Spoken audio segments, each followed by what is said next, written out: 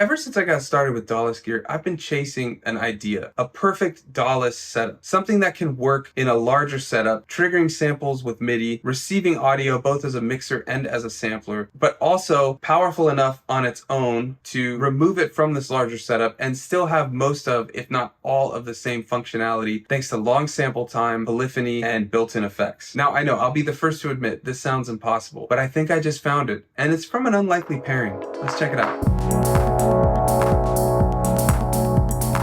Over the last year, I've been making a lot of videos about the SP404, and it is an incredible machine. But I also recently got the Elektron Digitakt, which is also an excellent machine on its own. But what happens if you combine these two? Well, as I found out in a recent live stream, a lot happens. They are a perfect pair in my opinion. These two have some incredible strengths on their own, but they really complement each other's weak points when put together through MIDI routing, and you can check out this video if you want to see this setup. In that live stream, it was plagued by technical difficulties. So in today's video, I want to do that live stream justice and finish the beat and show exactly why I think this is the perfect pairing when it comes to Dawless gear.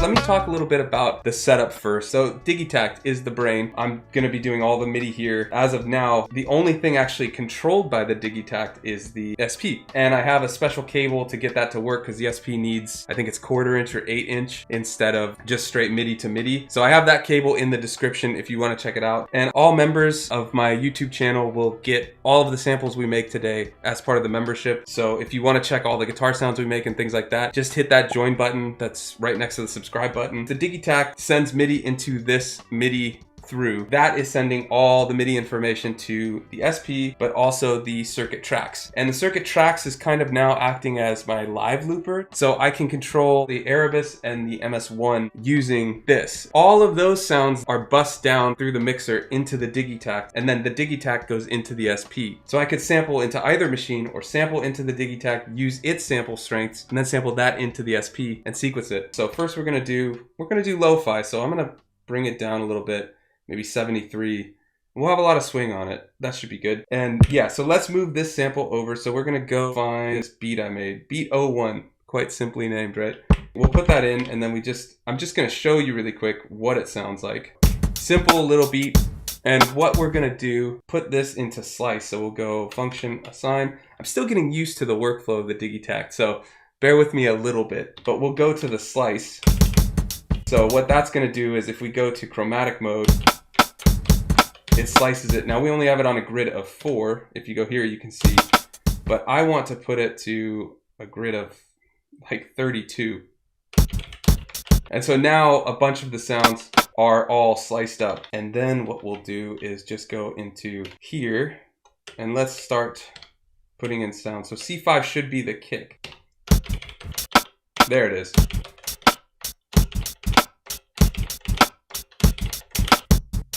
All right, and then we'll quantize that.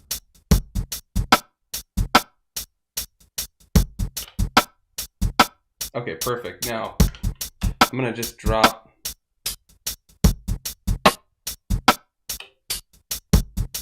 That could work, but I think we'll put a kick here. Perfect. All right, now let's mess with the filter a little bit. We are going with Lo-fi.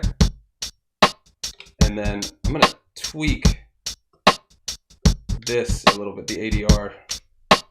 And I just want to add reverb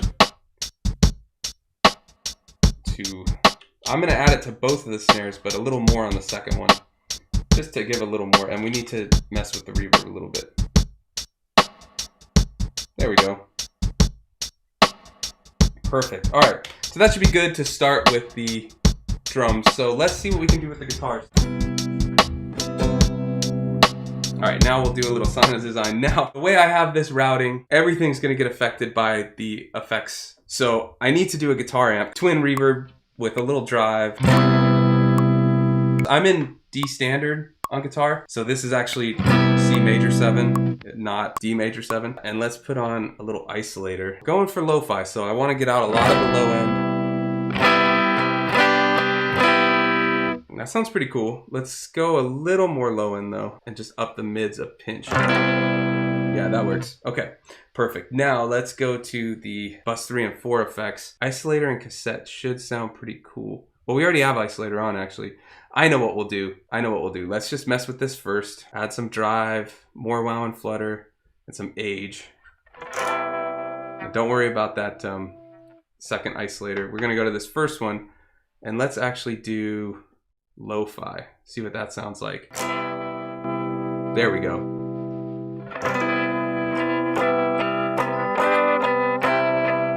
That should be good. Let's do something like that. Let's see if we can figure out like adding a little fill inside. Let's put the drums on. That's so weird with that guitar.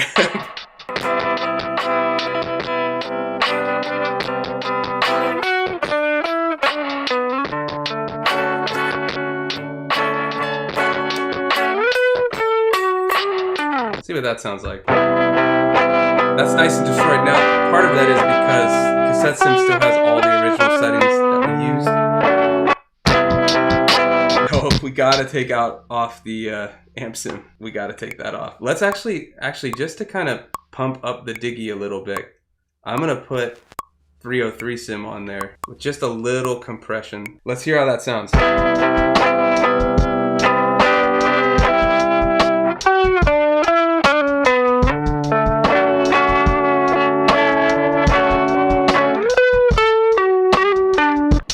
That. I think we got it. So let's go to sequence. So you just hit function and then click down on A.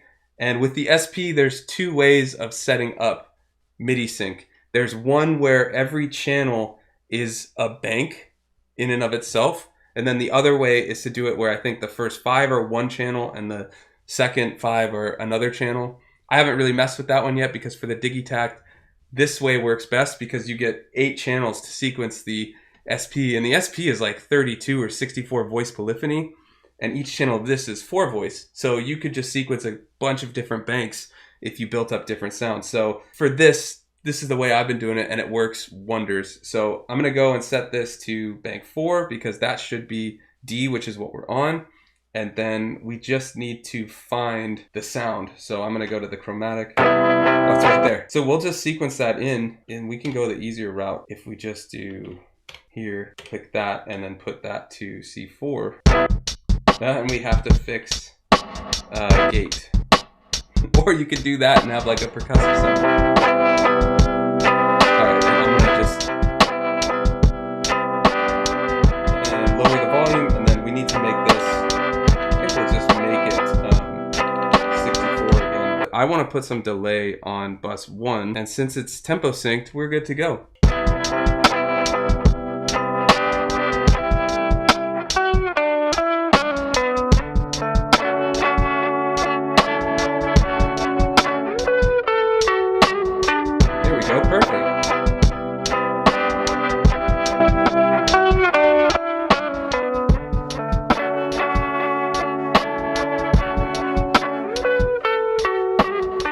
Adding some kicks that I'm going to change the volume. That's the power of the per step. That last little line in the guitar part, that little dun dun dun dun dun dun, I think we can drop it in pitch and make like a little lead out of it. So I'm going to copy this part, and first thing I'm going to do is just drop the pitch. What I want is just at the end. So I'm going to hit start end. We're going to mess with the start end and find the end. What I'm going to do is use that because if it plays, it can kind of sound kind of cool.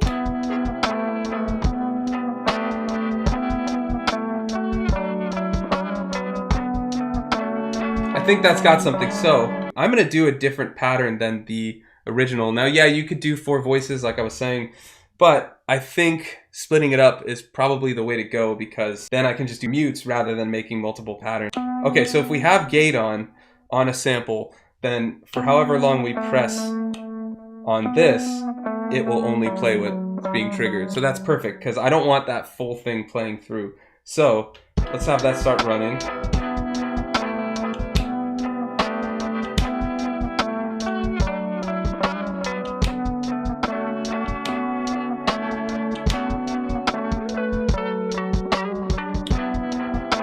And let's just quantize that. All right, so now we can use the circuit.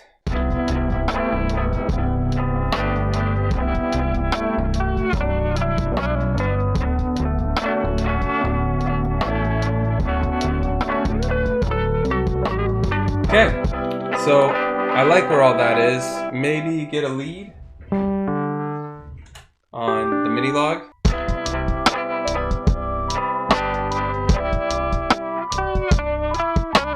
Let's do that, and let's get that delay back on.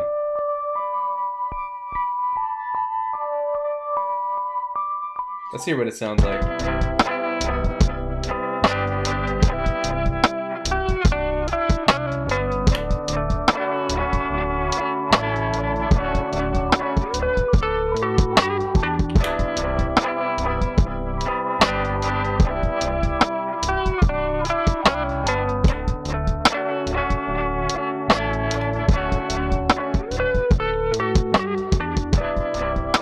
So I've got the song mapped out. I made a couple different patterns and they all have different parts to it and all of that. So the last thing to do and the last strength of this combo is to pattern chain or do song mode. Now I'm not going to use song mode, the newer version that's in the Digitakt. I'm still learning that, but what I am going to do is pattern chain all of these patterns together by just holding them down and choosing the order that I want them to play in. Why this still works in conjunction with the SP404 is I can then send all of the signal that's both coming from the Digitakt but also being triggered by the Digitakt in the SP404 into all of the effects of the 404. So if you watch my 5 ways to use the SP404 for live performance, I talk a lot about the effects built into it. They're amazing. And so this way I can do all of the sequencing and use all of the sequencer strengths of the Digitakt, but all of the effects and live performance strengths of the SP404. And that is why I think they're such a powerful combo together. So all I'm gonna do to choose the pattern is I'm gonna just hold the first one down, then I'm gonna choose the next one, and then you can let go of the other ones, but you have to keep holding the first one. Then I'm gonna do 13, 5, 6, 14, 14, 15, 6, 14. And that should be a good way to end it because some of these patterns have dropouts where the kick drops out and things like that. And so we'll give it a nice melody and a nice sense of movement throughout the song. Combining different pieces of hardware is the best way to offset any weaknesses in each other. But I do think that this combination is one of, if not the best, or at least most powerful combinations out there. Maybe the Octatrack would be another one from Elektron. But in the Digitakt, you get all of the sequencer power. And in the SP404, you get all of the sample time and effects. And what's great about this is they complement each other. So there's limited sample time in the Digitakt. There's tons per pad. I mean, 60 minutes per pad in the SP404. And there's so many other ways that these two work together. As you saw, you can make sounds in here, sample it into here, re-chop it in the SP404, anything like that. There's just so much potential with what you can do. But what I think is the greatest piece of this is the Digitakt has so much MIDI sequencing power that, as you saw, I was sequencing these circuit tracks and sending MIDI information. Then I sampled that into the SP and into the Digitakt so that if I wanted to, I can create in the Dawless studio as I was today, but I could record everything I make in it into the Digitakt and the SP404, and now I have a portable or live performance setup that's only 2 pieces of gear. That's why this is such an important setup for me, is that I can basically have my cake and eat it too. I can have the full Dawless setup, I can have connection or hybrid setup to the laptop or to the computer. But if I need to play live or go out in the park and play some music or something, or just get a change of scenery, I can just move everything into these 2 machines and I don't lose anything really. So that's why I think the SP404 and the Elektron Digitakt are the perfect Dawless pair. What do you think? Do you think the same? Do you have a different setup that you like to use best? Let me know in the comments. And if you want to get all of these samples, head to the channel memberships at the bottom to get them. And if you want to get the most out of these 2 machines, check out this video next to see how I sync these 2 using MIDI. Thanks for watching, and I'll see you next week.